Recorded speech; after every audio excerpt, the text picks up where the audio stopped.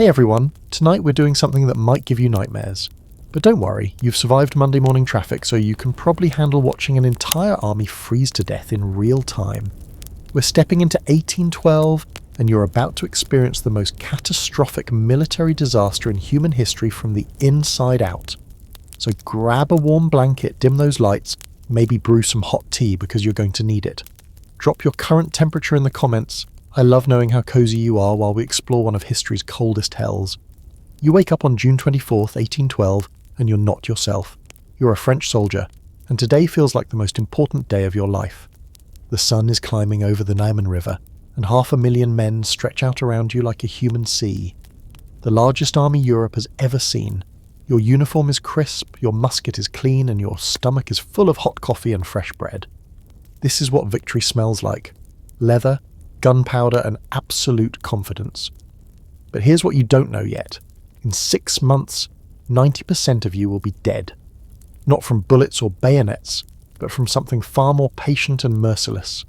The Russian winter is about to teach Napoleon Bonaparte the most expensive lesson in military history. And you, well, you're about to get a front row seat to the apocalypse. The morning air tastes like possibility. You march across that river feeling invincible, your boots splashing through the shallow water as drums beat out the rhythm of conquest. Around you, men are singing. Actually singing. La Marseillaise echoes across the countryside like a battle hymn written by angels. You catch snippets of conversation in French, Polish, German, Italian. This isn't just an army, it's the United Nations of ass-kicking circa 1812. Your sergeant, a grizzled man named Dubois who's survived a dozen campaigns, claps you on the shoulder. Russia in 3 months, boy. Home by Christmas. The way he says it, you believe him, everyone believes him. Napoleon himself said this campaign would be finished before the leaves turn. Just a quick march to Moscow. Make the bar of the Tsar bend the knee, then back to Paris for wine and glory. Here's your historical fact. Napoleon's Grande Armée wasn't just French. It was a multinational force including Germans, Poles, Italians, Dutch, and even some Spanish troops. About 600,000 men from across the continent, making it one of the most diverse armies ever assembled. Think of it as Europe's first attempt at international cooperation, except with more cannons and significantly worse logistics. The countryside rolls past like a green carpet, and everything feels perfect. Too perfect. The weather is warm, the roads are decent, and the Russian army keeps retreating instead of fighting. Your officers call it strategic brilliance. The Russians are scared, they say, running like rabbits from the eagles of France. But there's something unsettling about empty. Villages and abandoned farms. It's like chasing ghosts through a living landscape that's slowly dying around you. You stop for the night in a field outside Vilnius, and someone starts a fire. The flames dance against the darkening sky while you eat your ration of salt pork and hardtack. A fellow soldier from Provence tells jokes that make everyone laugh until their sides hurt. Another man plays a fiddle, and the melody drifts across the camp like a lullaby. This is what brotherhood feels like, 500,000 men sharing the same dream of glory. But listen carefully to the wind tonight. It's coming from the north, and it carries something that tastes like winter, even in June. That's your first warning, though you don't recognize it yet. The Russian cold is already reaching out for you, testing your scent, learning your weaknesses, and tomorrow you'll take another step deeper into the trap that's been waiting for you all along. The morning of June 25th breaks clear and bright, and you're feeling even more confident than yesterday. The march continues deeper into Russia, and everything still looks like a parade route to victory. Your boots find their rhythm on the packed dirt road, and the massive column of men stretches so far ahead and behind you that it disappears into the horizon. It's like being part of a human river flowing toward destiny. You pass through Kaunas, and the locals who haven't fled watch from their windows with expressions you can't quite read. Not fear exactly, but something else, like they know something you don't. A little girl waves from a doorway, and you wave back, feeling generous in your power. You're liberating these people from the Tsar's tyranny after all. At least that's what the proclamations say. Your stomach starts growling around midday, and you reach for your haversack expecting the usual rations. But here's where things get interesting. The supply wagons that were supposed to follow the army are, well, they're not following very well. The roads are turning to mud under the weight of 600,000 boots. and those nice neat supply lines are starting to look more like suggestions than reality. "Don't worry," says Sergeant Dubois, gnawing on a piece of stale bread that could probably stop a musket ball. "We'll live off the land. Russians have food, don't they?" He grins, but there's something forced about it. Around you, other soldiers are having the same conversation, the same forced confidence covering the same growing worry. Here's your historical fact of the night. Napoleon's supply system was revolutionary for its time, but it was designed for shorter campaigns in more populated areas. The plan called for massive supply depots and a complex network of wagons and riverboats. But Russia is huge, like mind-bendingly huge. The distance from the Polish border to Moscow is roughly the same as from London to Rome, except with worse roads, fewer cities, and a whole lot more nothing. You reach a village around sunset, expecting to find food, shelter, maybe some Russian peasants eager to sell provisions to the mighty Grande Armée. Instead, you find empty houses and scorched fields. The Russians have taken everything, grain, livestock, even the cooking pots. It's like they vanished into thin air, taking civilization with them. This isn't retreat, it's erasure. "Scorched earth," mutters a corporal from Normandy, kicking at the ashes of what used to be a barn. "They're burning their own country rather than let us have it." He says it with admiration, but you can hear the worry underneath. An enemy willing to destroy their own land is an enemy with nothing left to lose. That night, you make camp in the ruins, and the mood is different. Still confident, but quieter. The jokes don't come as easily, and when someone plays that fiddle, the melody sounds lonelier somehow. You stare up at the stars and try to imagine Moscow glittering in the distance like a prize waiting to be claimed. But the stars look cold tonight, even in summer. The wind shifts again, and for just a moment you smell something strange on the breeze, something sharp and bitter that makes your nose wrinkle. You don't know it yet, but that's the smell of winter, still months away but already planning its revenge. The Russian cold is patient, it can wait, and while you march deeper into its domain, dreaming of quick victory and Christmas at home, it's quietly gathering strength for the lesson it's about to teach you. Sleep comes hard on the frozen ground, and when you dream of home. Of warm fires and soft beds and food that doesn't taste like leather. But when you wake up tomorrow, you'll be one day deeper into the trap and one day closer to learning that some victories cost more than defeat. July arrives like a hangover after a celebration that went too long. You've been marching for 2 weeks now, and the pristine Grande Armée that crossed the Niemen is starting to show some wear around the edges. Your boots, which fit perfectly in France, now rub blisters that feel like tiny fires with every step. Your uniform, once sharp enough to cut glass, is stained with sweat, mud, and the general grime of living outdoors like a particularly well-armed vagrant. The heat is the first betrayal. Nobody told you Russia could be this hot in summer. The sun beats down like a hammer on an anvil, turning your metal equipment scorching to the touch and your wool uniform into a portable sauna. Men are collapsing from heatstroke faster than they're falling to enemy bullets, which, come to think of it, is exactly 0 enemy bullets so far, because the Russians are still playing their annoying game of catch us if you can. You're somewhere near Vitebsk when you start to notice the smell. It's subtle at first, mixed in with the usual army aromas of unwashed bodies, leather, and horses, but it's getting stronger, and it's not pleasant. Sweet, cloying with an undertone that makes your stomach lurch. That's the smell of dead horses, and there are a lot of them.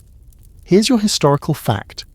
In the first month of the campaign, Napoleon's army lost over 100,000 horses, not to enemy action, but to exhaustion, disease, and the simple fact that horses need food and water to stay alive. Revolutionary concepts that somehow didn't make it into the strategic planning. Without horses, the artillery becomes decorative iron, the cavalry becomes expensive infantry, and the supply wagons become very large, very immobile furniture. Sergeant Dubois isn't singing anymore. None of the men are. The mood has shifted from confident to determined, which is just confident with its teeth gritted. You're still going to win this war, obviously, but it's taking longer than expected. The Russians keep retreating instead of standing still and getting conquered properly. It's almost rude. "Strategic withdrawal," explains a lieutenant who looks like he's trying to convince himself as much as you. "They're drawing us deeper so they can surrender more dramatically." Classic Russian psychology. He waves his hand vaguely at the empty landscape. "Any day now they'll turn and fight, and then we'll show them what French steel can do." But the empty countryside is starting to feel less like cowardice and more like a plan. Every village you reach has been stripped bare. Every farm looks like someone held an extremely thorough garage sale and then burned down the garage. The Russians aren't just retreating, they're pulling the country up behind them like a rug, leaving you with nothing but dirt and disappointment. You bivouac that night near a stream that tastes like it might have seen better days. The water is brown and warm, and you try not to think about what might have died in it upstream, but you drink it anyway because the alternative is dying of thirst, and that would be embarrassing after coming all this way. Around the campfire, someone starts telling stories about Napoleon's other campaigns: Egypt, where they fought among the pyramids; Austria, where they crushed the combined armies of two empires; Italy, where every battle was a masterpiece of tactical genius. These are good stories, comfortable stories, stories that remind you why you're here and why you're going to win. But tonight those stories feel hollow somehow, like echoes in an empty room, because this doesn't feel like those other campaigns. This feels like walking into a vast, patient mouth that's slowly closing behind you. And tomorrow you'll wake up and march deeper into that mouth, because what else are you going to do? Desert? Go home? Admit that maybe, just maybe, this wasn't such a brilliant idea after all. The stars are different here, colder, more distant, like they're already practicing for winter. August drops on you like a fever dream, and suddenly the word foraging has entered your vocabulary in ways that would make your mother weep. You've gone from being a proud soldier of the Grande Armée to something that looks suspiciously like a professional scavenger. Your daily routine now includes exciting activities like arguing with other soldiers over a mouldy turnip and wondering if that root is poisonous or just naturally tastes like despair. The morning starts like every other morning for the past month, with your stomach eating itself from the inside out. The official rations stopped being official about 2 weeks ago, and now they're more like polite suggestions. Here's a handful of grain that might technically be food if you squint hard enough and don't think too much about what those black spots are. You're outside Smolensk, and the city is burning.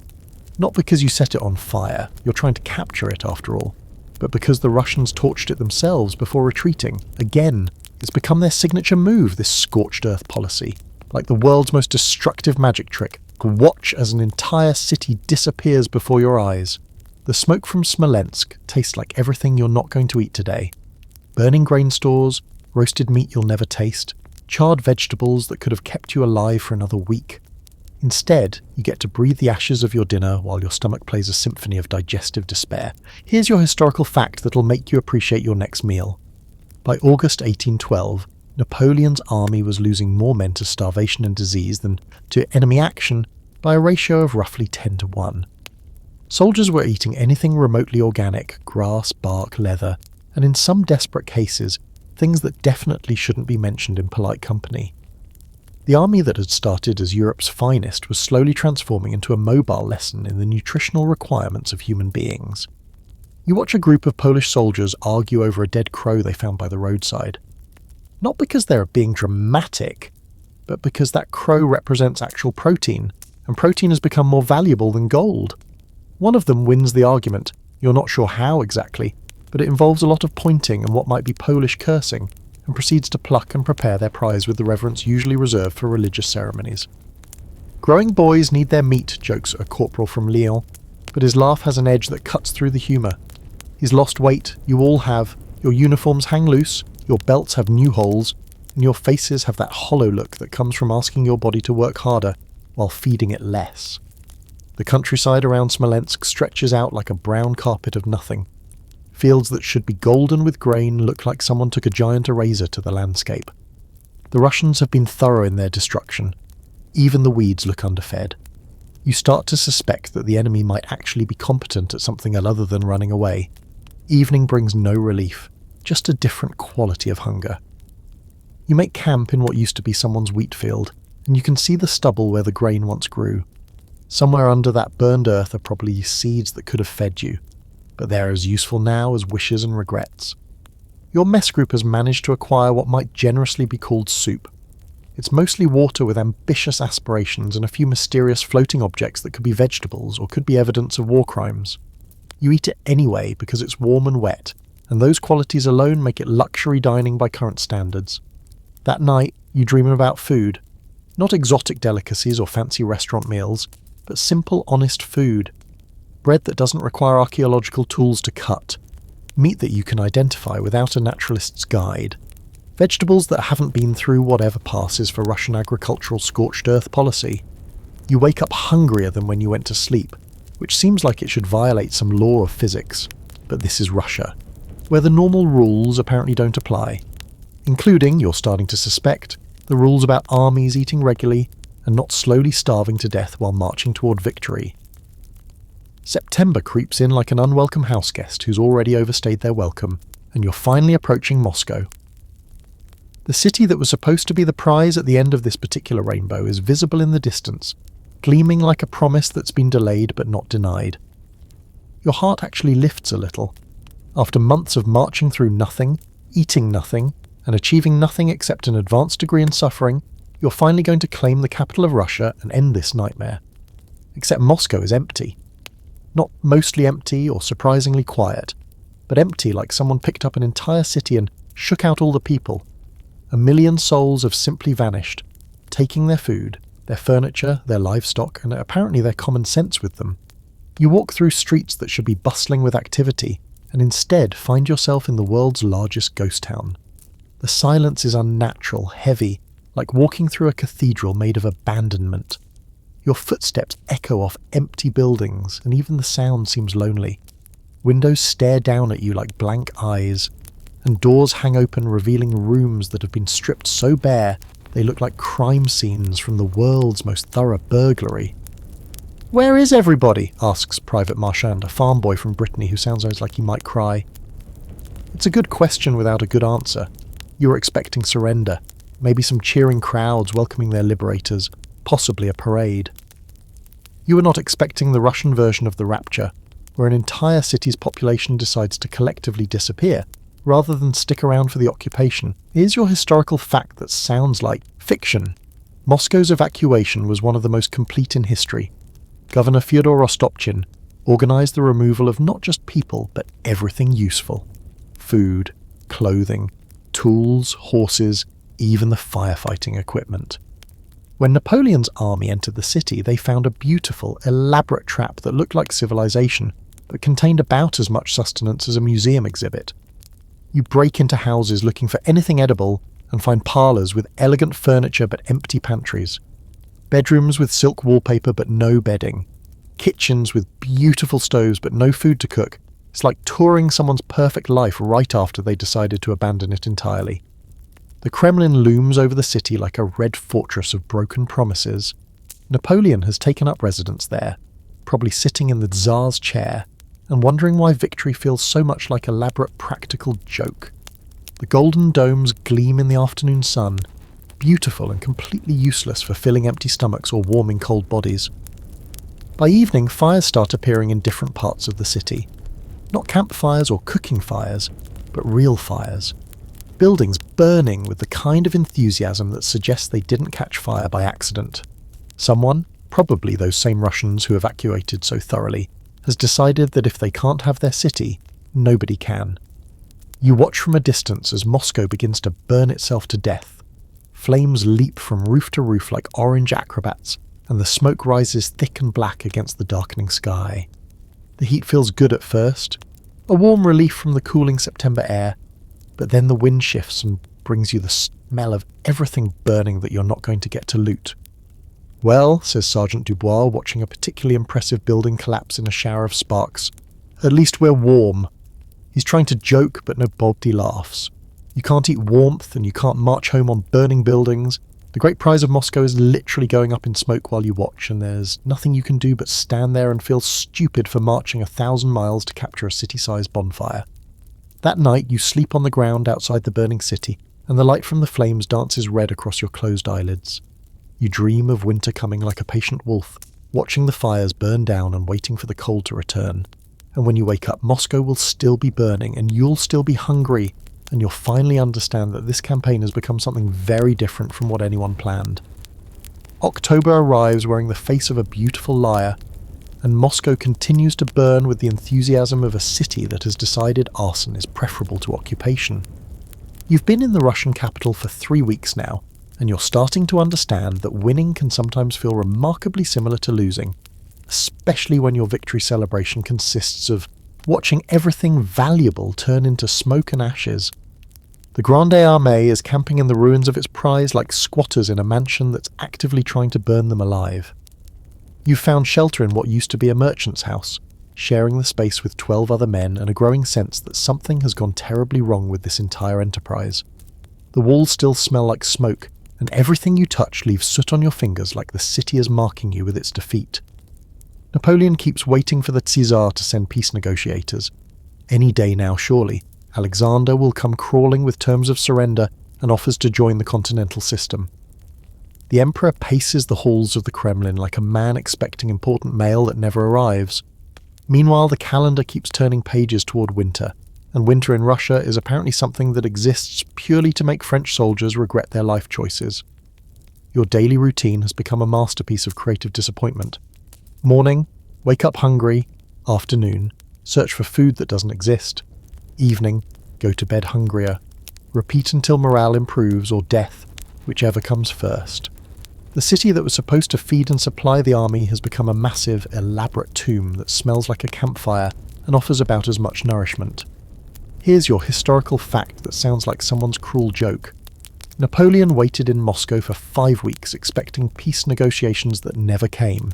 He'd won every battle, captured the enemy capital, and achieved every strategic objective except the one that actually mattered, making the Russians admit they were beaten. Instead, they just ignored him, like a continental empire giving the silent treatment to 100,000 French soldiers. The first frost arrives on October the 13th like an uninvited guest who's planning to stay for months. You wake up and your breath makes little clouds in the air, and the water in your canteen has a thin layer of ice that cracks when you try to drink. It's still early autumn, barely cold enough to need a heavy coat, but something about that ice sends a chill through the entire army that has nothing to do with temperature. "Time to go home," mutters Private Leclerc, staring at his frozen canteen like it contains a personal message from the weather gods. He's from Marseille, where winter is more of a seasonal suggestion than an actual threat, and he looks at that ice like it might bite him, which, come to think of it, it probably will. The officers start having meetings with increasingly worried expressions. You can't hear what they are discussing, but you can read faces well enough to know that the words strategic withdrawal are being used more frequently than glorious victory. Someone has finally done the math on staying in Moscow through winter, and apparently the numbers don't add up to anything resembling survival. You spend your days exploring the ruins of the city, looking for anything useful among the ashes. Sometimes you find treasures, a bag of grain hidden in the cellar, a few potatoes overlooked in someone's garden, occasionally even a chicken that was too stubborn to evacuate with its owners. But mostly you find reminders of normal life interrupt, half-finished meals left on tables, children's toys scattered in empty rooms, letters never sent to people who might already be dead. The nights are getting longer, and the cold creeps in through every crack and gap in your shelter. You huddle around small fires with your companions, sharing warmth and increasingly dark jokes about the situation. Someone always brings up the stories of previous Russian winters, the Swedish invasion of 1708, other armies that learned too late that Russia has ways of defeating enemies that don't involve winning battles. And then, on October the 19th, the order comes down. The army is leaving Moscow. Not retreating, officers are very careful about the words they use, but conducting a strategic redeployment toward more favourable positions, which sounds much better than admitting you're running away from a city you conquered because it's too dangerous to stay in your own victory. You pack your few possessions with hands that are already getting clumsy from the cold, and you look back at Moscow one last time. The city is still burning in places, still smoking like a sacrificial pyre to gods you don't understand, and as you march out toward whatever comes next, you have the unsettling feeling that the real war is just beginning. November hits you like a slap from an angry god, and suddenly every conversation revolves around the same topic: how fucking cold it is. Excuse the language, but there really isn't a polite way to describe the kind of cold that makes your teeth ache and your bones feel like they're made of brittle ice. You're somewhere between Moscow and Smolensk, officially redeploying but practically running from winter like it's a pack of wolves made of frozen air. The morning starts with the revolutionary discovery that your breath can freeze, not metaphorically, but literally crystallize in the air and fall to the ground like tiny ice sculptures of your last hopes for warmth. You watch grown men, veterans of a dozen campaigns, stare in fascination at their own frozen exhalations like they have discovered a new form of magic. Tragically useful magic. Your uniform, which was adequate for a summer campaign and barely sufficient for autumn, has now become an elaborate costume for committing suicide by freezing. The wool is still wool, technically, but wool that's been soaked by rain, frozen by frost, and seasoned with the kind of despair that seeps into fabric and makes it heavier. Your boots, meanwhile, have achieved that special quality where they're simultaneously too tight and too loose, cutting off circulation while failing to keep out the cold. The first thing you learn about serious cold is that it's personal. It doesn't just make you uncomfortable, it makes you stupid. Your fingers stop working properly, so you can't load your musket or button your coat. Your thoughts slow down like honey in winter, so simple decisions become monumental challenges. Do you keep your hands in your pockets and stay warm, or take them out to eat your ration and potentially lose your fingers to frostbite? Here's your historical fact that's also a horror story. The temperature during Napoleon's retreat reached as low as minus 30 degrees Celsius, minus 22 degrees Fahrenheit, and most soldiers were equipped for a summer campaign in temperate Europe. Frostbite casualties began outnumbering battle casualties by ratios that military historians still find shocking. Men would go to sleep with 10 fingers and wake up with 8, if they woke up at all. Sergeant Dubois, who survived everything from Egypt to Austria, looks at his hands like they belong to someone else.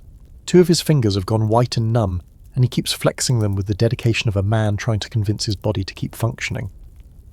"Feels like I'm wearing mittens made of nothing," he says, and you know exactly what he means.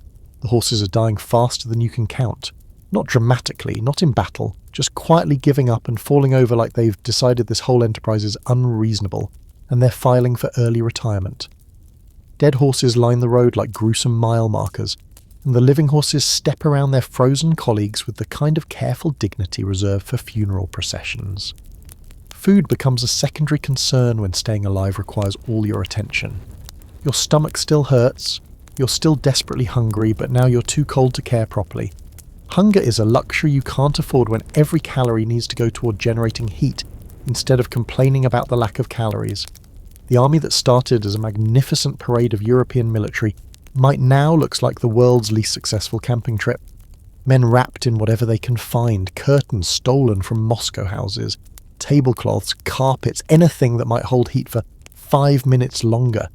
You see soldiers wearing women's dresses over their uniforms, not from any fashion statement, but because wool is wool, regardless of its original intended gender. Your mess group has stopped pretending to be civilized. When someone in your unit dies, and they do, with increasing frequency, there's a brief, horrible pause while everyone pretends not to notice his coat, his boots, his gloves. Then someone quietly suggests that Pierre won't be needing those anymore, and within minutes the dead man's gear is redistributed among the living with the efficiency of a particularly grim auction house. Walking becomes a meditation on not dying. Each step requires conscious decision. Lift foot, move forward, put foot down, try not to fall over. The road is ice-covered with snow covered with more ice, and falling down might be last thing you ever do. Not because the fall would kill you, but because getting back up might be beyond your remaining strength. That evening you huddle around a fire built from furniture looted from abandoned houses, and the warmth feels like the most precious thing in the world. The flames dance like orange prayers, and you hold your hands so close to the heat that your gloves start to smoke. Someone feeds the fire a chair leg, and everyone watches it burn with the intensity of people attending a religious ceremony. Sleep comes in fragments, interrupted every hour by the need to check that you still have feeling in your extremities. You wake up multiple times to wiggle your toes inside your boots, flex your fingers inside your gloves, and rotate your position to keep different body parts from freezing to the ground. Dawn comes grey and merciless, and you wake up colder than when you went to sleep, which seems to violate several natural laws but perfectly describes the logic of Russian winter. December arrives like the final exam in a class you never signed up for, and the curriculum is entirely focused on creative ways to not die. You're somewhere near Berezina, though near is relative when walking 5 miles takes half a day and every landmark is buried under snow that makes the landscape look like God threw a white sheet over Russia and forgot to take it off. Your morning routine has evolved into something that would be funny if it wasn't so desperately serious. First, you verify that you're still alive by checking if your limbs respond to commands. Wiggle toes, still there. Flex fingers, mostly functional, blink eyes, not frozen shut. Congratulations, you've achieved the basic minimum requirements for another day of not being dead. The Grande Armée has transformed into something that barely qualifies as an army anymore. You're more like a mobile disaster relief operation for yourself.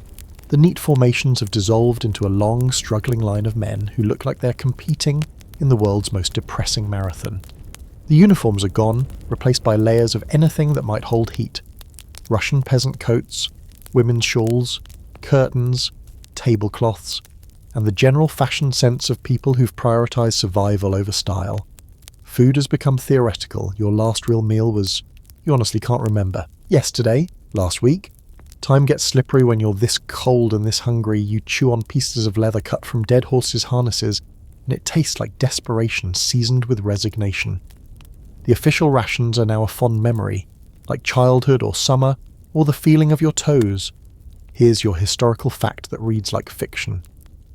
By December 1812, Napoleon's army was losing approximately 6,000 men per day to cold, starvation and disease. Not to enemy action, but to the simple mathematics of human biology in subarctic conditions. The retreat had become a race between reaching safety and complete organisational collapse, and the collapse was winning. Your weapon has become a liability. The metal is so cold that touching it with bare skin would leave pieces of you frozen to the musket barrel.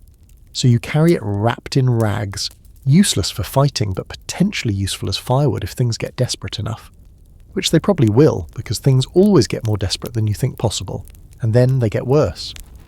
The road is littered with abandoned equipment from an army that started with everything and is gradually throwing it all away to buy a few more hours of life. Cannons sit like frozen sculptures, too heavy to move and too cold to touch. Supply wagons rest where their horses died, contents spilled and scattered and buried under snow. It's like walking through the world's most expensive yard sale, if everything in the yard sale was free and nobody wanted any of it, because it might kill you to pick it up. Walking has become an art form practiced by people with no talent for it. The snow is knee-deep in places, and breaking trail is exhausting work that nobody wants to do. So the army follows in the footsteps of whoever's brave or stupid enough to lead, creating a single narrow path trampled by thousands of boots. Fall out of that path and you might disappear into a snowdrift like you never existed. You watch men make increasingly desperate bargains with physics and biology. Soldiers burning their own gear for warmth, then shivering through the night because they have nothing left to burn. Men eating snow for water, then shivering harder because their bodies have to work to melt it. Everything becomes a trade-off between immediate comfort and long-term survival, and long-term thinking becomes a luxury you can't afford. The officers have stopped pretending this is an organised withdrawal. Orders are now suggestions, and suggestions are mostly along the lines of, try not to die today. Military discipline has been replaced by the more basic discipline of keeping yourself alive long enough to keep walking. Rank doesn't matter when everyone is equally likely to freeze to death.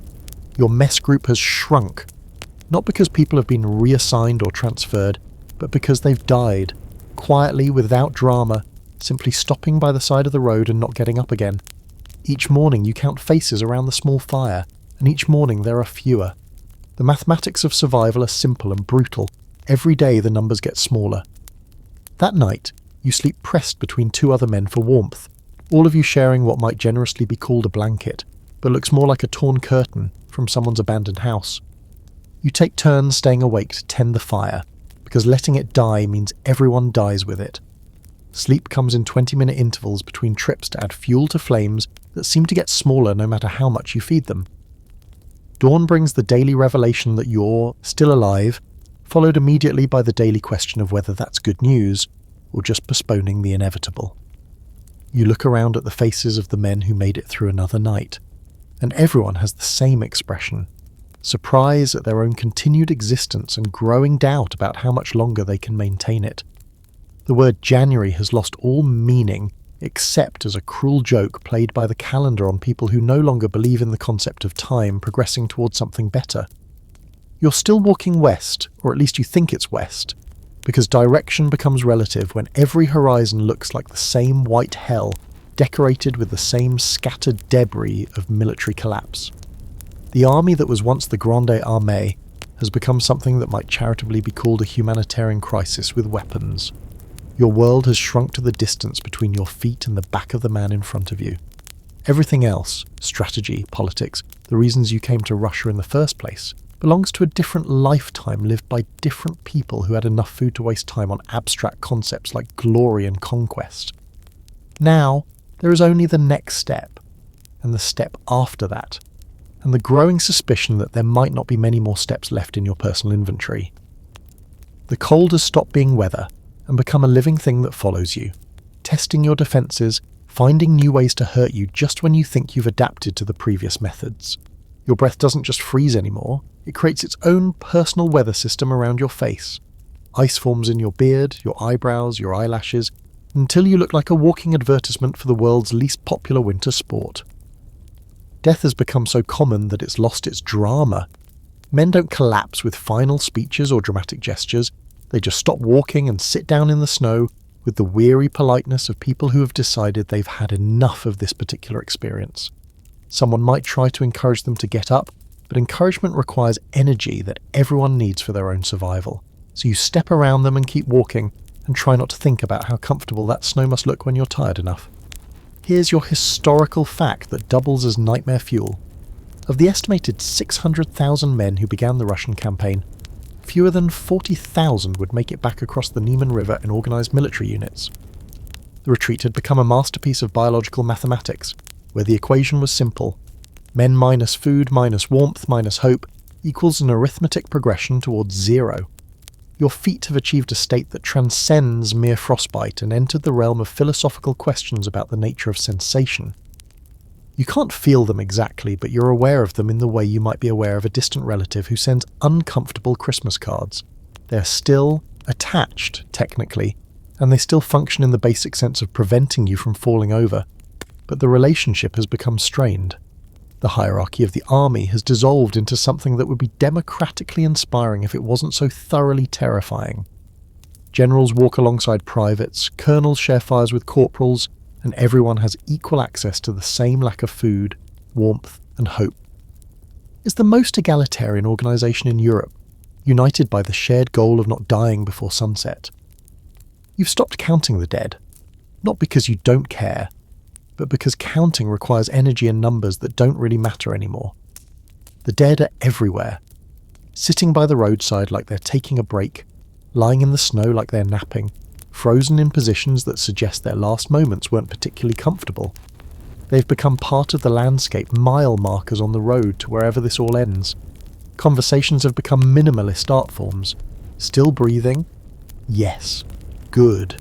That's a complete exchange that covers all the necessary information. Weather reports, military strategy, philosophical discussions about the meaning of existence, all luxuries for people who have calories to waste on intellectual pursuits. Your vocabulary has shrunk to the essentials: food, fire, shelter, cold pain, and various creative approaches to swearing at the universe. Your possessions now fit the profile of someone who's discovered that materialism is a hobby for people who aren't actively freezing to death. You have what you're wearing, what you can carry, and whatever small items might help you survive the next hour. Everything else has been abandoned, traded, burned for fuel, or eaten in moments of creative desperation. The landscape has become a museum of military ambition. Cannons sit buried in snow like monuments to the kind of thinking that brought 600,000 men to the middle of Russia in winter. Supply wagons rest where their wheels froze to the ground, loaded with supplies that are now too frozen to use and too heavy to move. It's like touring the wreckage of someone else's brilliant plan, except you're still inside the wreckage and the plan is still actively failing around you. Sleep is something that happens between emergencies.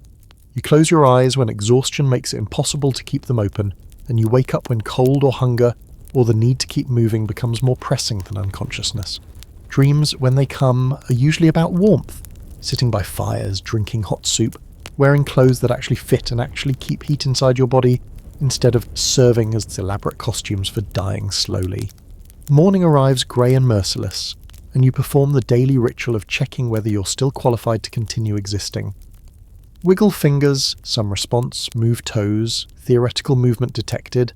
Stand up, achieved with difficulty but achieved nonetheless. Another day successfully begun, which is all anyone can really ask for under the circumstances. February arrives wearing the face of a debt collector who has come to repossess your remaining illusions about survival, and you're somewhere in what used to be Lithuania, but now looks like the waiting room for the afterlife, decorated entirely in shades of white death and existential regret.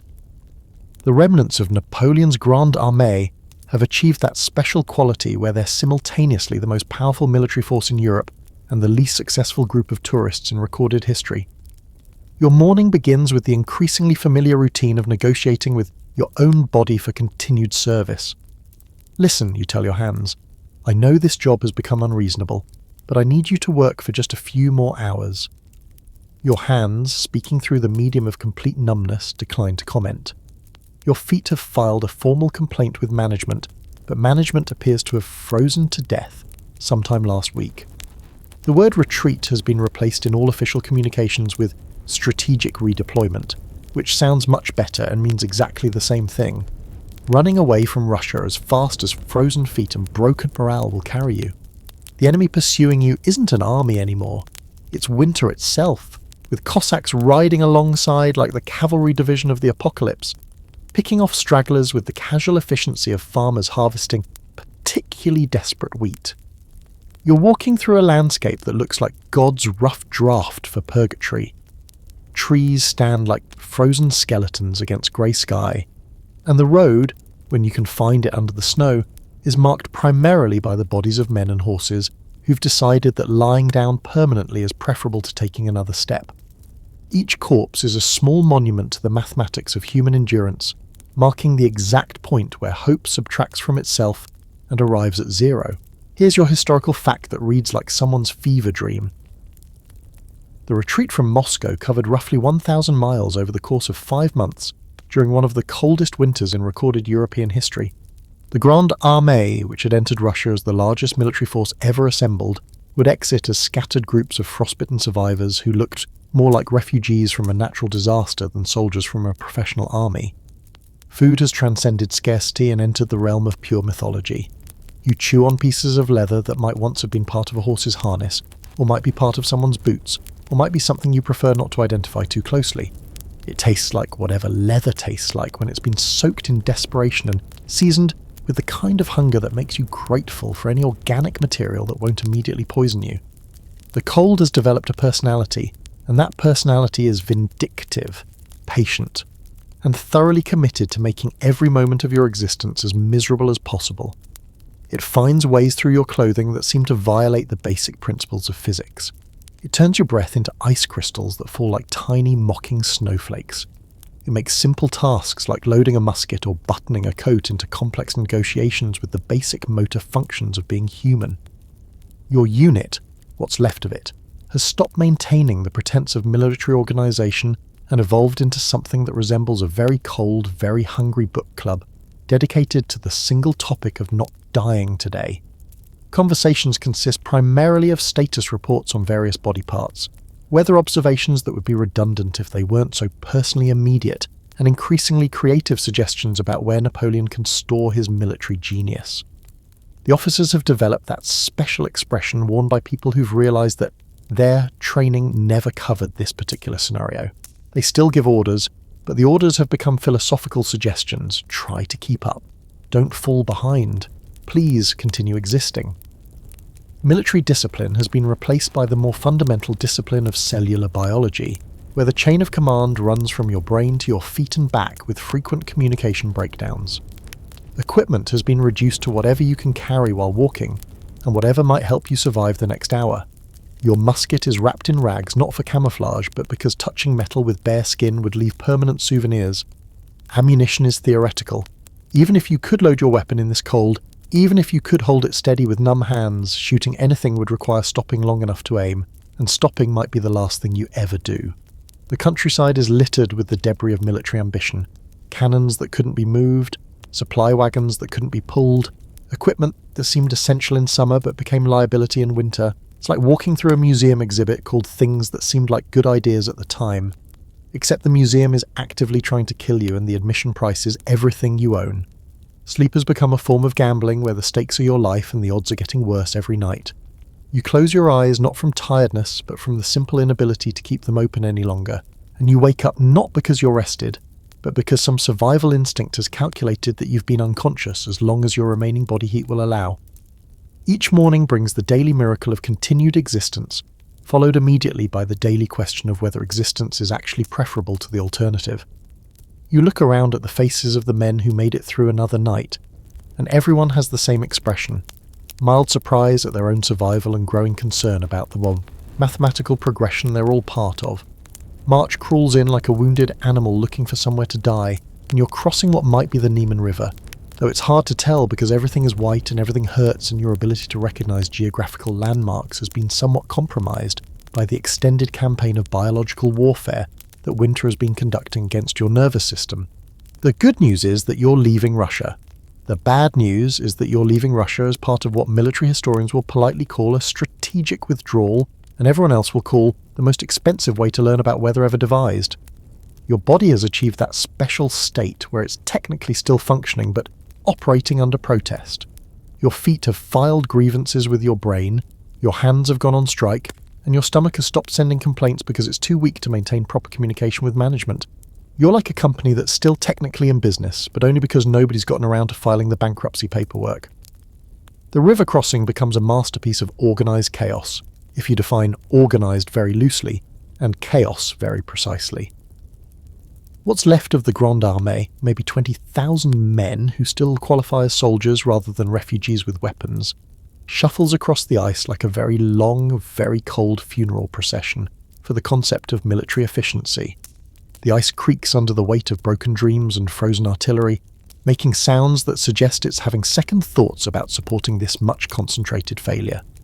You watch men around you achieve new levels of creative problem-solving born from pure desperation.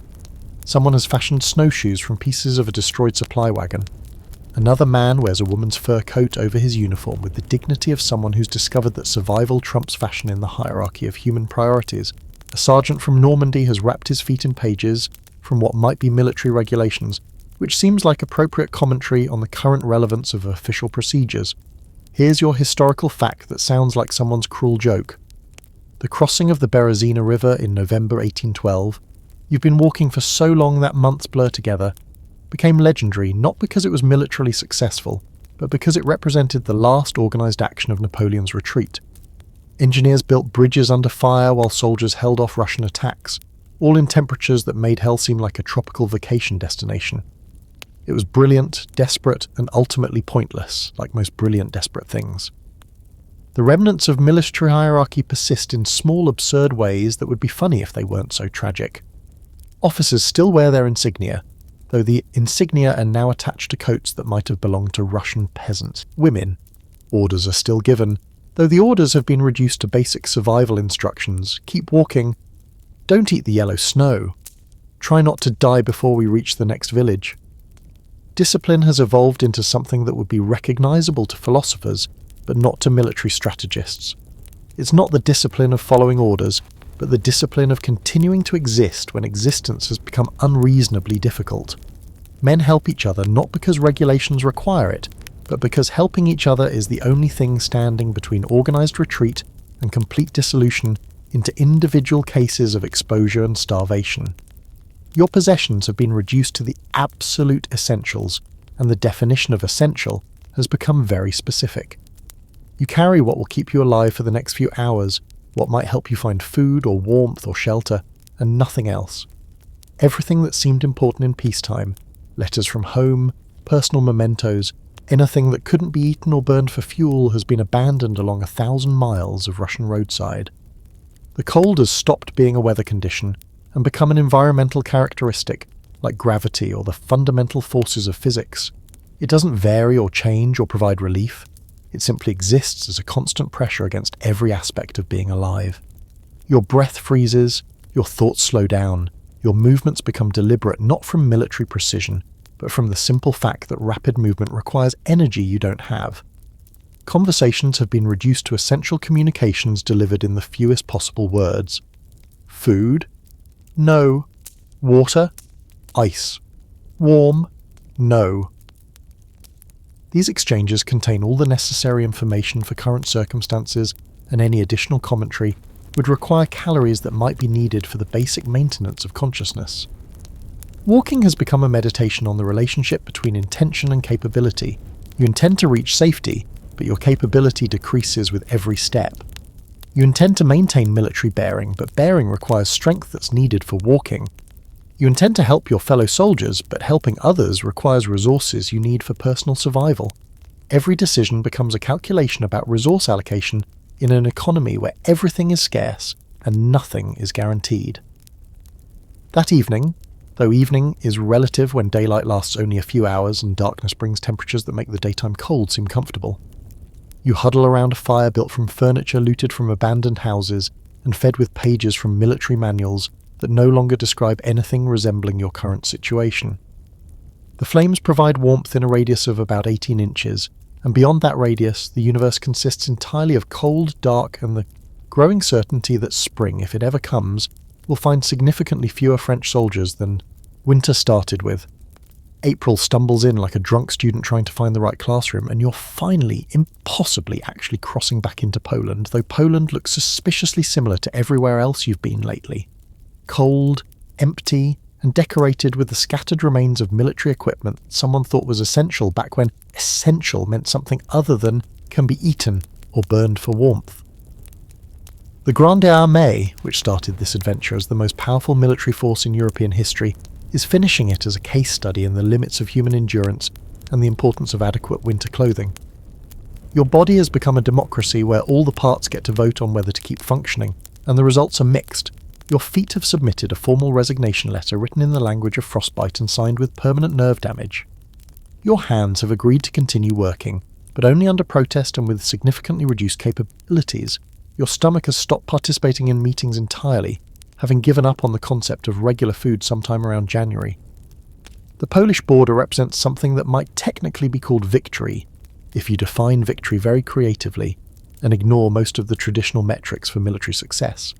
You've successfully transported approximately 30,000 men out of an original 600,000 across 1,500 miles of winter landscape, which is actually quite an achievement if you're grading on a curve that accounts for temperatures, supply lines, and the general hostility of the Russian approach to international relations. You're walking through countryside that looks familiar, which is strange because everything has looked like frozen wasteland for so many months that you'd forgotten landscapes could have distinguishing characteristics. But there are villages here that aren't burned, roads that aren't completely buried under snow, and people who wave from windows instead of shooting at you from behind trees. It's like returning to civilization after an extended camping trip in the specific circle of hell reserved for military planners who don't account for weather. Here's your historical fact that reads like the punchline to a very expensive joke. Napoleon's Russian campaign cost France approximately 600,000 men, 200,000 horses, and the political credibility that had made the emperor the most feared military leader in Europe. In exchange, he gained valuable experience in logistics, winter survival, and the important lesson that sometimes the best military strategy is not starting wars with countries that have more winter than you can handle. The remnants of your unit have achieved that special camaraderie that comes from shared trauma and the mutual amazement of still being alive. You've become a brotherhood of survivors who've discovered that military discipline is less important than the basic human skill of not dying when conditions become unreasonable. Rank doesn't matter when everyone has equally frozen feet and equally empty stomachs. Your equipment has been reduced to whatever you could carry for 1,500 miles without dropping dead, which turns out to be surprisingly little. Your musket is more walking stick than weapon, your uniform is more collage than clothing, and your personal possessions fit the profile of someone who's learned to distinguish between want and need under circumstances that make the distinction a matter of life and death. Food begins to exist again as something other than theoretical concept, though your stomach greets actual nutrition with the confusion of an organ that's forgotten its primary function. Village women offer soup and bread with the kind of kindness reserved for people who look like they've been personally victimized by geography itself. You eat slowly, carefully, like someone relearning a skill they haven't practiced in months. The cold begins its gradual retreat, though you've become so accustomed to freezing that normal temperatures feel tropical. You find yourself removing layers of clothing you'd forgotten you were wearing, discovering parts of your uniform that had been buried under months of creative layering. It's like archaeological excavation of your own person, uncovering evidence of the soldier you used to be before winter redesigned your priorities. sleep returns to being restful rather than a calculated risk, and dreams begin to feature things other than warmth, food, and not dying. You dream of home, actual specific places with actual specific people, not just the abstract concept of somewhere that isn't Russia. These dreams feel like messages from a previous life, reminders that there was a time when your biggest worry wasn't whether your toes would still be attached in the morning. Walking becomes transportation again instead of survival exercise. Your feet remember how to maintain rhythm. Your legs recall the concept of walking towards something instead of just away from death. And your brain starts processing information beyond the immediate requirements of not freezing. It's like emerging from months of emergency mode and discovering that there are other modes of existence. You reach a town with actual buildings that aren't abandoned, actual people who aren't trying to kill you, and actual supplies that don't need to be scavenged from corpses or abandoned equipment. The civilians stare at your group with expressions that mix pity, curiosity, and the particular kind of respect reserved for people who've obviously survived something that probably should have killed them. That evening, for the first time in months, you sleep indoors with a roof that doesn't leak, walls that actually block wind, and something resembling a bed that isn't made of snow and desperation. The warmth feels almost aggressive after so many months of cold, and you wake up several times just to confirm that you're not, dreaming about being comfortable. Morning comes with the revolutionary discovery that you've survived Napoleon's Russian campaign, which puts you in a very small, very exclusive club of people who've learned more about winter, logistics, and human endurance than anyone should reasonably need to know when you look in a mirror and meet the eyes of someone who walked to Moscow and back, which seems impossible but is apparently something you've accomplished. The retreat is over. You've graduated from the most expensive military academy in history, and your diploma is written in frostbite scars and hard-earned wisdom about the importance of adequate winter clothing. Class dismissed. You're sitting in a tavern in Warsaw, sometime in late April 1813, and for the first time in almost a year you're warm. Not just not freezing, but actually legitimately warm, with a fire crackling nearby and hot soup in your belly, and the revolutionary discovery that your fingers can actually feel things again. Around you sit maybe 24 other survivors of what people are already calling the retreat from Moscow. Though you know it was more like the retreat from everything, from common sense, from adequate planning, and from the basic human assumption that armies shouldn't try to spend winter in Russia unless they're Russian. The numbers are starting to come in, and they read like a mathematical proof that the universe has a sense of humour about military ambition. Of the 600,000 men who crossed into Russia in June 1812, maybe 40,000 made it back in organised military units. The rest are scattered across 1,000 miles of Russian countryside. Having contributed to what historians will politely call the largest single military disaster in European history, and what you call the most expensive way ever devised to learn about winter clothing. Your body is slowly remembering how to exist without constant crisis management. Your feet are healing from frostbite that left permanent souvenirs in the form of toes that don't quite work the same way they used to. Your hands have regained most of their function, though they still ache when the weather changes, like they're maintaining a personal meteorological service based on accumulated trauma. Your stomach has cautiously resumed normal operations, though it still treats every meal like a special occasion that might not happen again. The other survivors share that particular look of people who've seen something that changed their understanding of what's possible. Not the 1,000-yard stare of battle trauma exactly, but the specific expression of men who've learned that the distance between civilization and death is much shorter than anyone advertises. You recognise each other instantly, members of an exclusive club that nobody wanted to join and everyone wishes they could forget. Here's your historical fact that doubles as nightmare fuel. Military analysts estimate that Napoleon's Russian campaign consumed the equivalent of France's entire military recruitment capacity for 6 years. The losses included not just soldiers, but experienced officers, seasoned non-commissioned officers, and institutional knowledge that had been built up over decades of successful campaigns. The Grande Armée didn't just lose a battle, it lost its memory of how to win battles. Conversations in the tavern revolve around the same themes. Where everyone was when things started going wrong, opinions vary but most agree it was, somewhere around deciding to invade Russia. What they miss most about having all their fingers, details vary but everyone has opinions, and the growing consensus that maybe, possibly, someone should have mentioned that Russian winters are problematic for armies that don't bring enough winter equipment. The Polish civilians treat you with the careful respect reserved for people who have obviously survived something that should have killed them.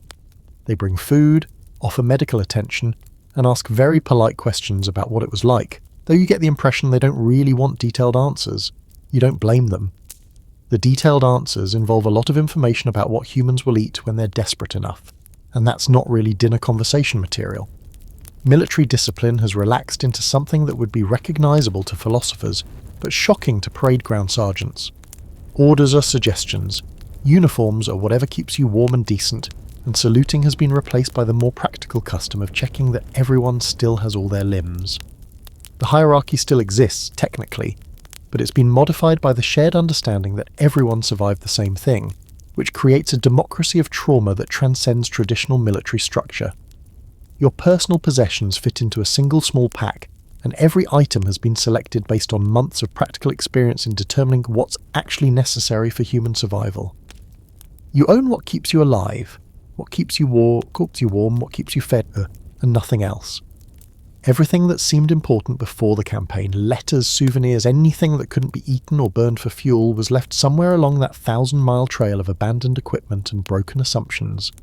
Sleep has become restful again instead of a calculated gamble against freezing to death, though you still wake up sometimes expecting to be cold and hungry and surrounded by snow.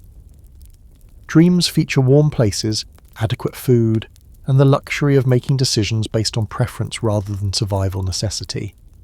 It's like your brain is slowly adjusting to the concept that life can include things beyond the immediate requirements of not dying. The stories emerging from other survivor groups paint a picture of systematic collapse that went far beyond simple military defeat.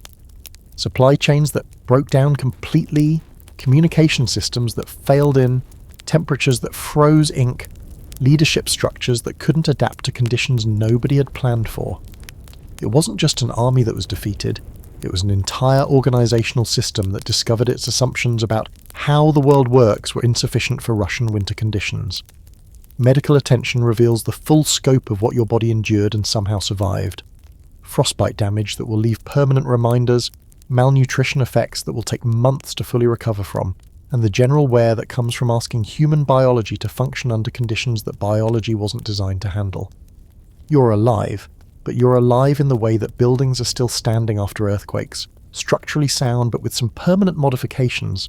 Evening brings the daily amazement of being warm, fed, and safely indoors, luxuries that you'd forgotten were possible during months when survival required all available attention and energy. You sit by the fire with other survivors, sharing the comfortable silence of people who don't need to explain what they've been through, because everyone in the room survived the same thing. The retreat is over, officially and actually, but its effects will continue for years in the form of changed bodies, changed perspectives, and changed assumptions about what's possible when military planning meets Russian weather conditions. You've graduated from history's most expensive course in logistics and winter survival, and your diploma is written in scars that will remind you forever why someone should always check the weather forecast before invading Russia. June 1813 finds you back in France, in a military hospital outside Paris that smells like carbolic acid, and the particular kind of careful optimism that medical professionals use when dealing with people who've survived things that should have killed them. Your body is healing, slowly, imperfectly, but healing, and your mind is processing what historians are already calling the turning point of the Napoleonic Wars, but what you still think of as that time we all nearly froze to death because someone thought summer uniforms would be adequate for Russian winter.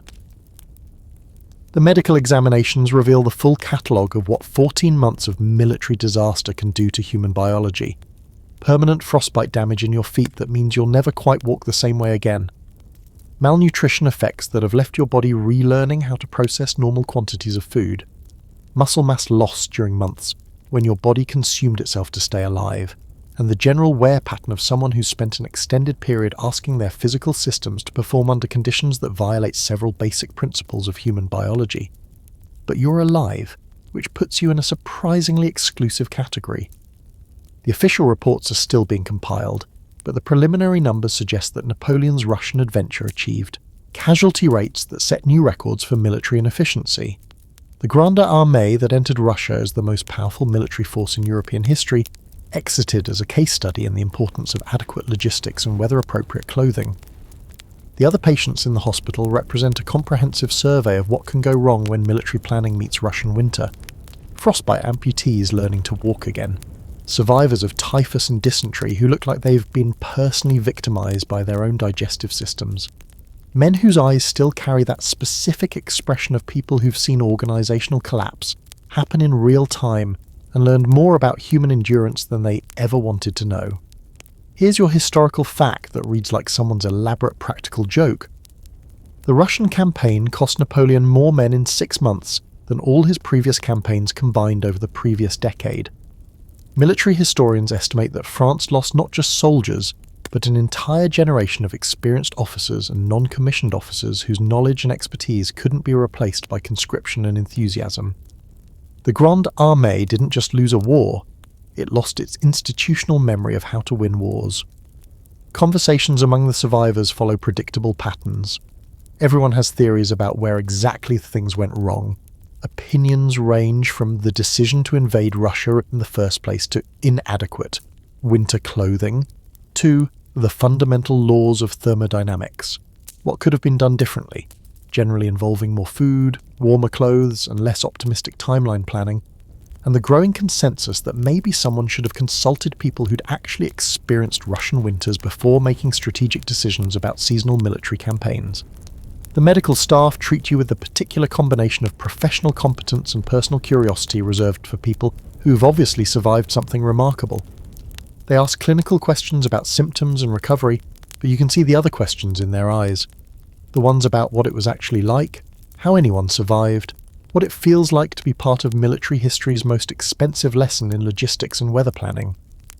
Your personal effects have been reduced to whatever survived 14 months of military disaster and medical evacuation. A few letters from home that somehow stayed dry and intact. A small knife that proved useful for tasks ranging from cutting food rations to removing frostbitten tissue. A wooden button from your original uniform, the only surviving piece of the soldier who started this campaign believing it would be finished by Christmas. Physical therapy involves relearning skills that used to be automatic. Walking without favouring frostbitten feet. Using hands that remember freezing and sometimes forget they're safe now. Adjusting to the concept that physical discomfort doesn't necessarily mean immediate threat to survival. Your body is slowly accepting the radical idea that not every situation requires emergency response protocols. Sleep is improving, though you still sometimes wake up expecting to be cold and hungry and surrounded by snow. Dreams are becoming less dominated by survival scenarios and more likely to feature normal civilian concerns like what to eat for breakfast, choice, based on preference rather than availability, and what to wear, clothing selected for comfort rather than survival necessity. The reports coming back from other survivor groups paint a comprehensive picture of systematic failure that went beyond simple military defeat. Communication breakdowns caused by ink that literally froze in temperatures nobody had planned for. Supply chain collapse when wagons couldn't move through snow deeper than anyone had anticipated. Leadership structures that couldn't adapt to conditions that exceeded all previous experience with winter warfare. Mail from home brings news from a world that continued functioning, while you were learning advanced techniques in the winter survival and creative approaches to military logistics. Your family writes about normal problems, crop yields, local politics, the weather, which seems almost insultingly mild compared to Russian winter conditions. It's like receiving messages from a different universe, where people worry about things that aren't immediate threats to biological function. Evening brings the daily amazement of being warm, fed, and medically supervised by people whose job involves keeping you alive rather than sending you into situations that might kill you. You sit in the hospital common room with other survivors, sharing the comfortable silence of people who don't need to explain what they've experienced, because everyone in the room graduated from the same curriculum in human endurance and military disaster. The campaign is over. Officially and permanently, but its lessons will influence European military thinking for decades. You've participated in history's most comprehensive field test of what happens when strategic ambition meets logistical reality and winter weather, and the results have been thoroughly documented in official reports, personal accounts, and the permanent modifications to your own body that will remind you forever why someone should always check the seasonal weather patterns before planning military campaigns in Russia. December 1813 finds you discharged from military service with a pension that acknowledges your contribution to what official documents politely call the Russian campaign of 1812, but what everyone else calls that time Napoleon learned why you don't fight Russia in winter the hard way. You're living in a small village outside Lyon, working as a blacksmith's assistant, a job that takes advantage of your newfound appreciation for warmth and your hard-earned understanding of the difference between discomfort and actual life-threatening conditions. Your body has settled into its post-campaign configuration, which includes permanent modifications that serve as daily reminders of your advanced education in military logistics and winter survival. Your feet work mostly, though cold weather still affects them in ways that provide accurate weather forecasting capabilities. Your hands function well enough for blacksmithing, though they ache when storms approach, like they're maintaining a personal meteorological service based on accumulated frostbite damage. The village treats you with the respectful curiosity reserved for someone who's obviously survived something significant. They ask polite questions about the campaign, though you get the impression they don't really want detailed answers about what people will eat when they're desperate enough or how long human beings can walk through snow before their bodies start making executive decisions about resource allocation. These are topics for military historians, not dinner conversation. Your daily routine has been structured around the radical concept that survival doesn't require constant vigilance and resource management. You eat regular meals based on hunger rather than availability. You wear clothes selected for comfort rather than protection against life-threatening environmental conditions. You make plans that extend beyond the next few hours, a luxury that took months to feel normal again. Here's your historical fact that concludes this particular educational experience. Napoleon's Russian campaign is studied in military academies as the definitive example of how strategic overreach, inadequate logistics, and insufficient environmental planning can transform military success into comprehensive disaster. The lessons learned about supply chains, weather planning, and the limits of human endurance influenced European military doctrine for the next century and established Russia's reputation as the continent's most effective defensive position. The other survivors you encounter share that particular understanding that comes from experiencing systematic organizational collapse firsthand. You recognize each other immediately, not just by physical evidence like frostbite scars or the way people walk when their feet have been permanently modified by extended contact with Russian winter, but by the specific expression of people who've learned that the distance between civilization and disaster is much shorter than most people realize. Letters from other veterans arrive sporadically, carrying news from across Europe about how other survivors are adapting to civilian life after their intensive education in winter warfare and military logistics, who have returned to farming with enhanced appreciation for adequate food storage and weather-appropriate planning. Others have become merchants with sophisticated understanding of supply chain vulnerability and the importance of redundant resource systems. Your work at the blacksmith shop provides daily interaction with heat and metal that feels like a form of therapy after months when fire represented the difference between life and death and metalwork was limited to whatever could be accomplished with numb hands and inadequate tools. The forge reminds you every day that warmth is available, controllable, and doesn't need to be rationed based on fuel availability and survival necessity. Sleep has fully normalized into restful unconsciousness rather than calculated risk management, though you still sometimes wake up with automatic checks for immediate environmental threats before remembering that you're safe, warm, and unlikely to freeze to death before morning. Dreams have expanded beyond survival scenarios to include civilian concerns like business planning and social obligations that don't involve life-threatening consequences. The campaign's political aftermath continues to unfold across Europe as other nations process the implications of watching the continent's most powerful military force demonstrate the limits of strategic planning and human endurance. Coalition forces that had been intimidated by Napoleon's reputation are discovering that military genius has certain practical limitations when it encounters adequate enemy preparation and unfavourable seasonal weather conditions.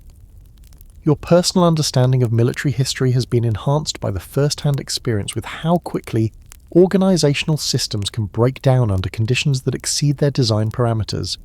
You've participated in a comprehensive field test of European military doctrine, and the results have provided valuable data about the relationship between strategic ambition, tactical execution, and environmental factors that military planners hadn't adequately considered. Economic recovery has been slow but steady, aided by your practical understanding of resource management learned during months when every calorie needed to be allocated between immediate energy requirements and long-term survival planning. You approach financial decisions with the perspective of someone who's learned to distinguish between necessities and luxuries under circumstances where the distinction was literally a matter of life and death. Evening brings the daily satisfaction of being warm, fed, and engaged in productive work that contributes to civilian society rather than military campaigns designed to teach expensive lessons about logistics and weather planning. You sit by your own fire, in your own home, with food you've purchased rather than scavenged, wearing clothes selected for comfort rather than survival, and feel the quiet amazement of someone who's successfully transitioned from military disaster to civilian normalcy. The Russian campaign is over, permanently and completely, but its lessons continue to influence your understanding of what's possible when human ambition encounters natural limitations and inadequate preparation. You've graduated from history's most expensive course in military logistics and winter survival, and your diploma is written in personal experience that will inform your decisions for the rest of your life about the importance of adequate planning, appropriate equipment, and realistic assessment of environmental conditions before undertaking ambitious projects. Spring 1814 arrives like a letter of apology from the universe, and you're standing in a field outside your village watching new grass grow through soil that hasn't seen this much peace in a generation. The war is over, not just your war, the personal education in winter survival and military logistics that you completed in Russia, but all the wars. Napoleon has abdicated, the coalition forces have occupied Paris, and Europe is attempting to remember what normal international relations look like when they don't involve massive armies marching around teaching each other expensive lessons about strategic overreach. Your body has adapted to its post-campaign configuration with the resilience that human beings demonstrate when they have no choice but to adapt. The frostbite scars have faded to silver lines that serve as permanent meteorological instruments, aching before storms with the reliability of a barometer based on accumulated tissue damage. Your hands work well enough for civilian purposes, though they still remember cold in ways that make you appreciate warmth with the intensity of someone who's learned not to take basic comfort for granted. The village has settled into peacetime routines that feel almost exotic after years when daily life was structured around military necessity and survival requirements. People make plans that extend beyond immediate resource allocation. They wear clothes selected for fashion rather than protection against life-threatening environmental conditions. They complain about weather that's merely uncomfortable rather than actively trying to kill them, and you listen to these complaints with the tolerance of someone who's recalibrated their understanding of what constitutes a serious problem. Your work as a blacksmith has evolved into a form of applied philosophy, where every piece of metalwork represents a small victory over the fundamental forces of entropy and cold. The forge provides daily interaction with controlled fire, reliable heat, and the satisfaction of creating useful objects rather than simply trying to survive until the next meal becomes available.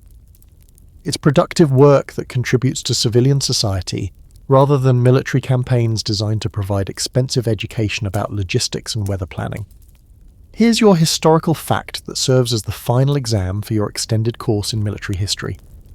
Napoleon's exile to Elba marked the end of the Napoleonic Wars, but the lessons learned during the Russian campaign influenced European military thinking for the next century.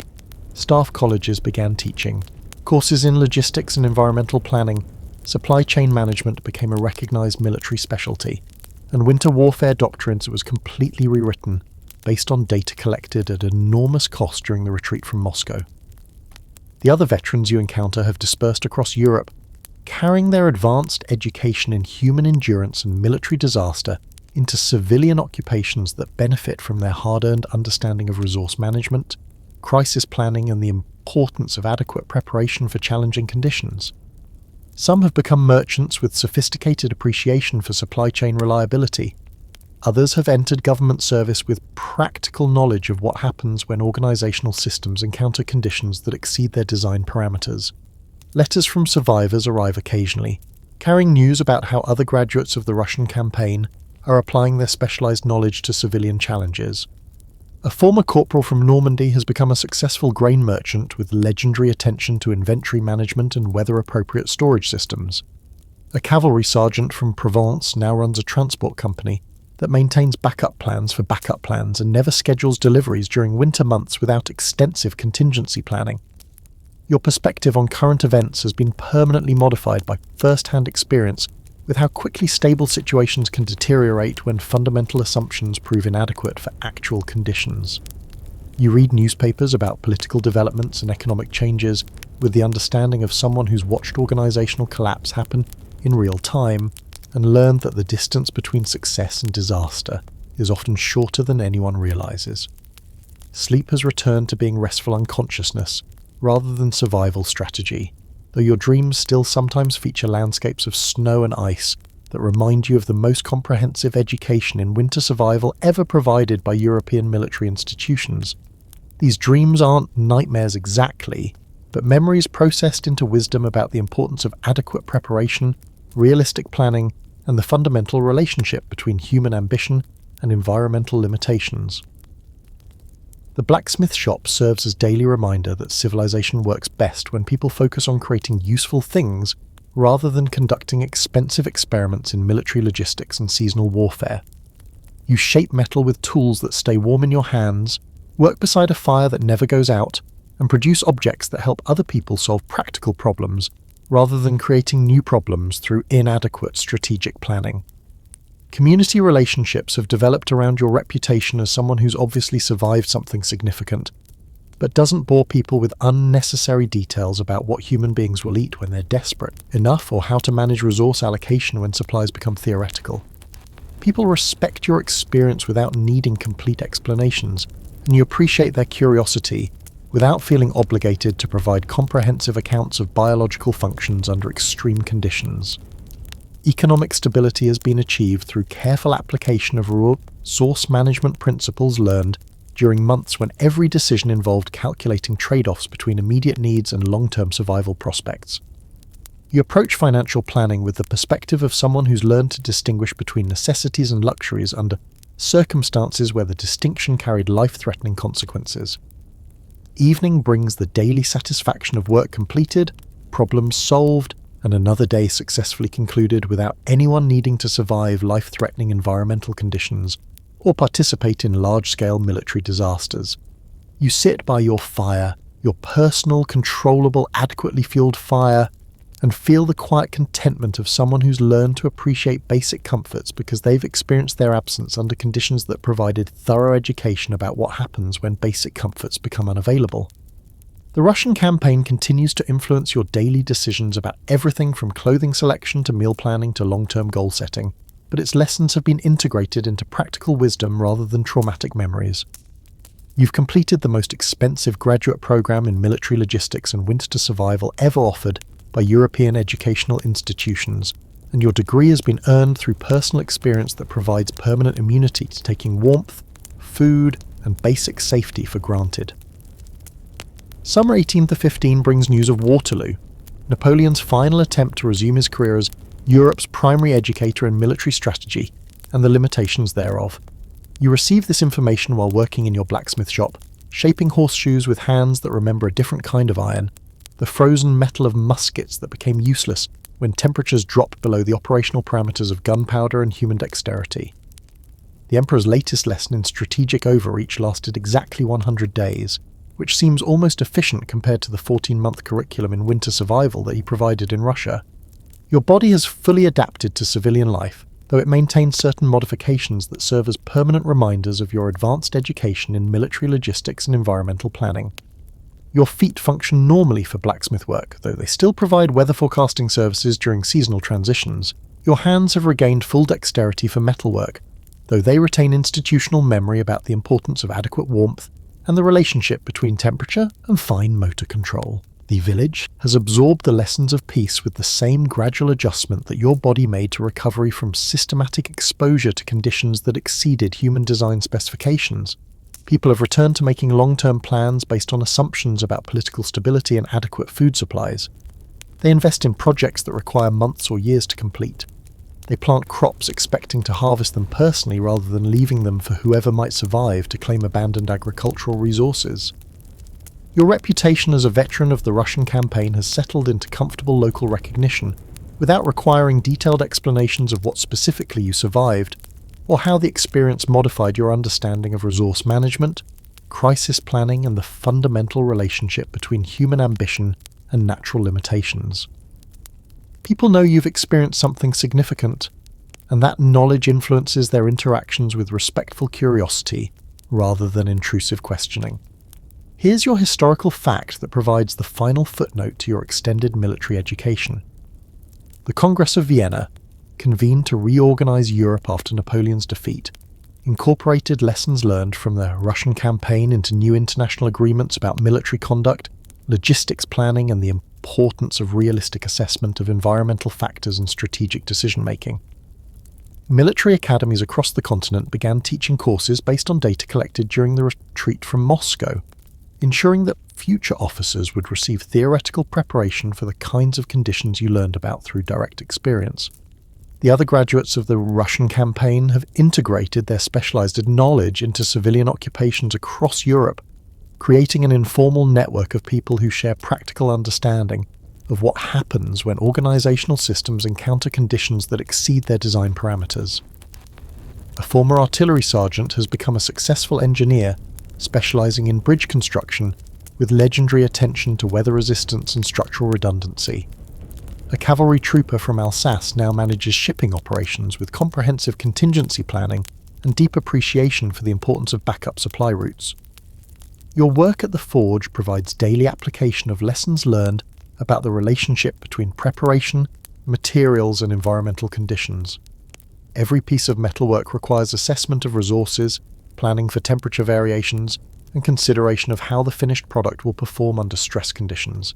It's practical application of theoretical knowledge gained through field experience that military academies are now teaching to students who will, hopefully, never need to apply it under circumstances similar to yours. Marriage has brought additional stability to your post-campaign life, with a woman who understands that your appreciation for warmth, adequate food, and basic domestic comfort comes from experience that doesn't require detailed explanation.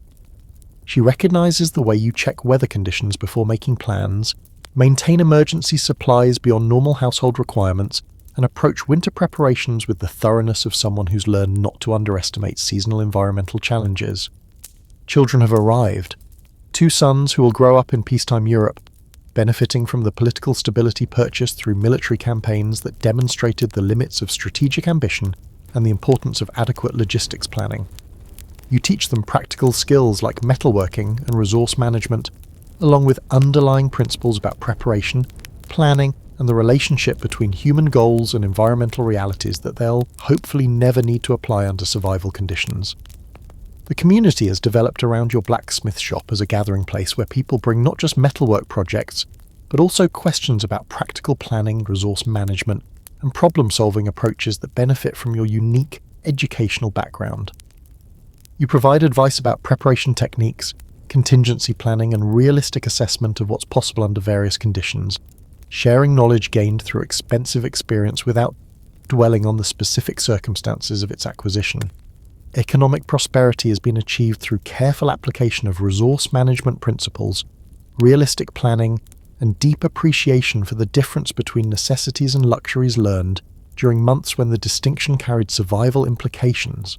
Your business operates on conservative financial principles, with extensive backup plans and emergency reserves, reflecting understanding gained through direct experience with what happens when supply systems fail and resource allocation becomes critical for survival. Evening routines have evolved around simple appreciation for basic comforts that most people take for granted, but which you've learnt not to assume will always be available. You sit by your fire with your family, eat meals prepared from adequate food supplies, wear clothes appropriate for current weather conditions, and feel daily gratitude for the ordinary miracle of warmth, safety, and domestic tranquility purchased through lessons learned at extraordinary cost. The Russian campaign has been integrated into personal wisdom that influences daily decisions without dominating them, providing perspective on what constitutes genuine problems versus temporary inconveniences, and offering practical knowledge about preparation, planning, and resilience that serves your family and community without requiring them to understand the specific circumstances under which this knowledge was acquired. You've completed the most expensive graduate program in practical philosophy ever offered by European military institutions, and your degree has been earned through experience that provides lifetime immunity to taking basic human comforts for granted. December 1820 marks 8 years since you walked out of Moscow into winter's embrace, and you're sitting by your forge on the anniversary, watching iron glow red hot while snow falls outside your shop window. Your eldest son, now 6 years old, helps organise tools with the careful attention to order and preparation that he's learned by watching you approach every task like it might be interrupted by emergency conditions requiring immediate resource, reallocation and survival planning.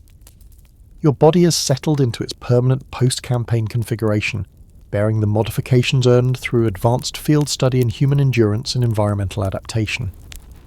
The weather forecasting capabilities of your frostbite scars have proven remarkably accurate for local agricultural planning, and several farmers consult you about seasonal timing based on how your hands and feet respond to atmospheric pressure changes. It's useful application of specialised knowledge gained through circumstances that you wouldn't recommend as a career path.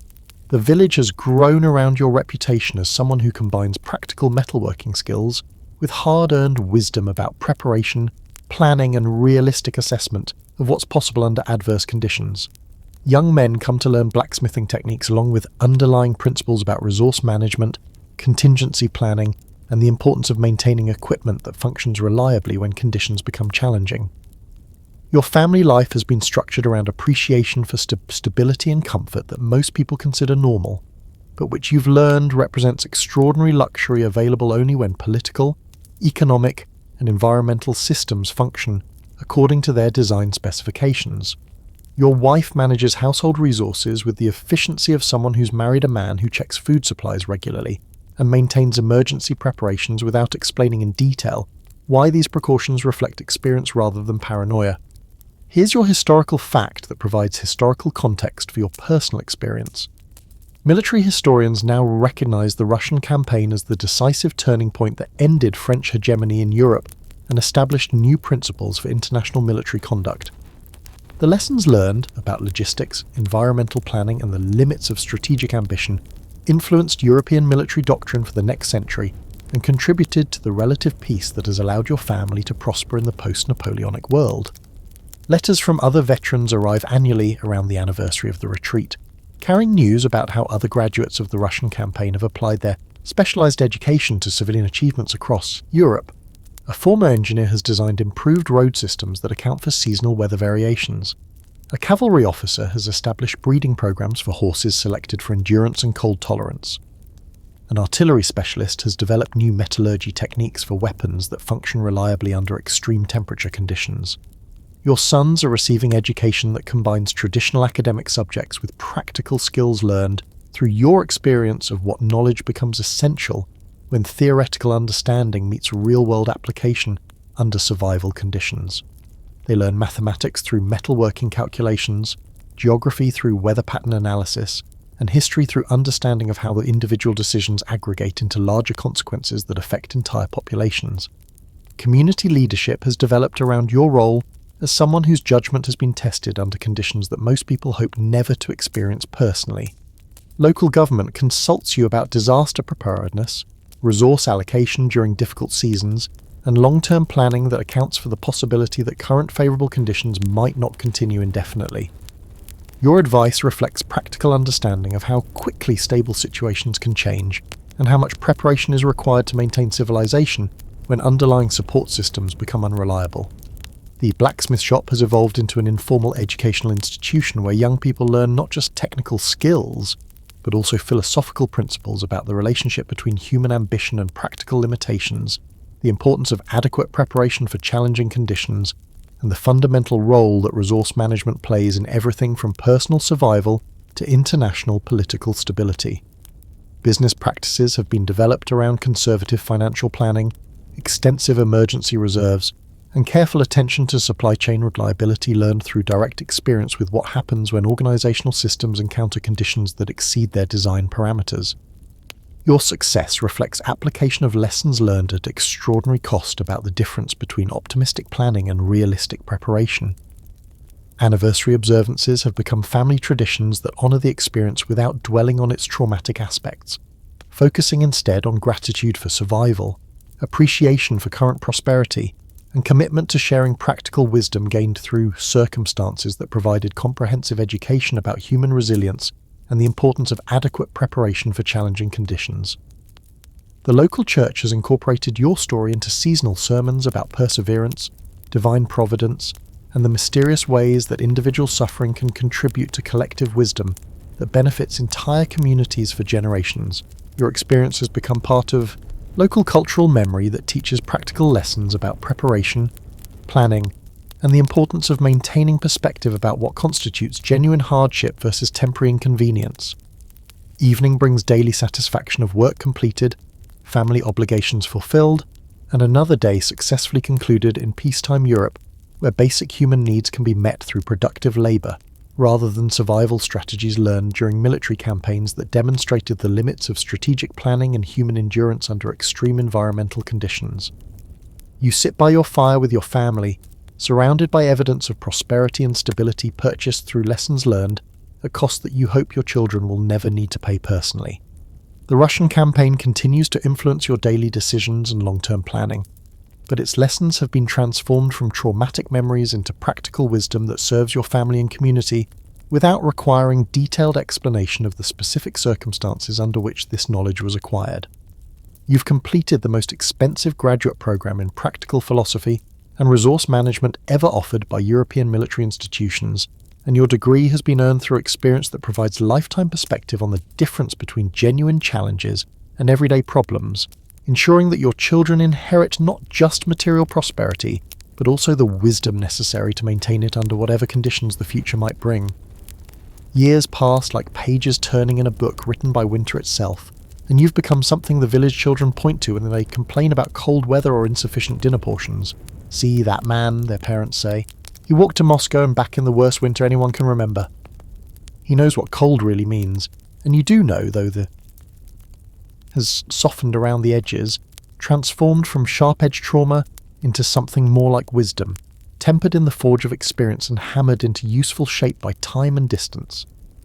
Your body carries its permanent modifications with the dignity of scars earned through education rather than accident. The weather prediction capabilities of your hands and feet have become legendary among local farmers, who plan their seasons around your casual mentions of atmospheric pressure changes detected by frostbite damage that serves as a biological barometer calibrated by Russian winter conditions. The blacksmith shop has become an institution where people bring not just broken tools, but also questions about preparation, planning, and the practical application of wisdom earned through circumstances that most people hope never to experience personally. Your advice reflects understanding gained through direct participation in military history's most expensive lesson about the relationship between human ambition and natural limitations. Here's your final historical fact. Napoleon's Russian campaign taught Europe lessons that influenced military planning for the next century, established Russia's reputation as a defensive fortress that couldn't be conquered by conventional means, and provided comprehensive data about human endurance under extreme conditions that military academies still study today.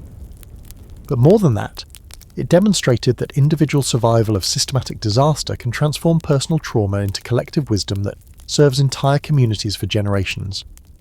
Your sons have grown into young men who understand the difference between genuine hardship and everyday inconvenience, who approach challenges with preparation and planning learned from a father whose education in these subjects was thorough, expensive, and personally conducted under conditions that provided comprehensive field testing of theoretical knowledge about resource management and human resilience under extreme environmental stress. The village has prospered under the influence of conservative planning principles, extensive emergency preparations, and realistic assessment of what's possible under various conditions. Lessons learned through your experience and shared without requiring detailed explanation of how this knowledge was acquired or what specific circumstances demonstrated its practical value. Winter arrives each year, like an old acquaintance who reminds you of shared experiences that shaped your understanding of what cold really means, what hunger actually feels like, and how much human beings can endure when endurance becomes the only alternative to death. But these memories no longer carry the sharp edge of trauma. They've been transformed into appreciation for warmth, gratitude for adequate food, and deep understanding of the luxury represented by basic comfort and domestic stability. Your grandchildren will inherit a Europe shaped by lessons learned at extraordinary cost during campaigns that demonstrated the limits of strategic ambition and the importance of adequate preparation for challenging conditions. They'll benefit from political stability, improved military doctrine, an enhanced understanding of logistics and environmental planning purchased through the suffering of a generation that learned these lessons through direct experience rather than academic study. The forge fire burns warm and steady, fed by dry wood stored in adequate quantities against seasonal variations, tended by hands that remember different fires built from furniture and desperation, but now work in comfort and security that represents the ordinary miracle of civilization, functioning according to its design specifications.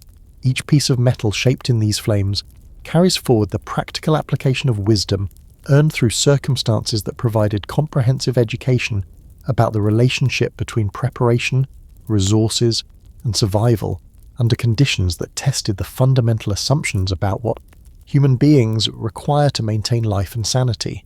Evening comes peaceful and warm, bringing daily satisfaction of productive work completed, family obligations fulfilled, and another day successfully concluded in a world where survival doesn't require constant vigilance, and where planning can extend beyond immediate resource allocation to include goals and dreams that assume continued stability and adequate supply of basic human necessities. And when winter wind howls outside your comfortable home, you listen with the understanding of someone who's learned what wind can do when it carries temperatures that freeze breath in the air and turn human ambition into lessons about the importance of respecting natural forces that exceed human control. You've survived history's most expensive graduate program in practical philosophy and resource management, and your degree has been earned through experience that provides permanent immunities to taking warmth, food, and basic safety for granted. The Russian campaign is over, permanently and completely, but its lessons continue to influence everything from military doctrine to local agricultural planning to family conversations about the difference between problems and inconveniences. You've walked through winter's heart and emerged to tell the story, not as tragedy but as education, not as defeat but as wisdom earned through circumstances that demonstrated both human fragility and human resilience under conditions that provided comprehensive testing of what it means to survive when survival becomes the only goal that matters. Your children sleep warm and safe in beds that assume continued peace and adequate fuel supplies, protected by the walls that hold heat reliably, and surrounded by food stores maintained according to principles learned through experience with what happens when such assumptions prove inadequate. They inherit not just material prosperity, but also the wisdom necessary to maintain it, passed down through stories that teach practical lessons about preparation, planning, and the fundamental importance of respecting the difference between human ambition and natural limitations. The temperature of memory has cooled from burning trauma to useful warmth, providing light and heat that serves your family and community without consuming them, ensuring that the extraordinary cost paid by your generation for lessons about logistics, environmental planning, and human endurance under extreme conditions has been transformed into practical wisdom that will serve future generations who will, hopefully, never need to learn these lessons through personal experience of military disaster and winter survival. And in the end, that transformation of individual suffering into collective wisdom might be the most valuable victory salvaged from Napoleon's frozen dreams. The understanding that human beings can endure almost anything when endurance becomes necessary, and that wisdom earned through such endurance, properly applied, can help ensure that such extreme testing becomes unnecessary for those who inherit the lessons learned at such extraordinary cost.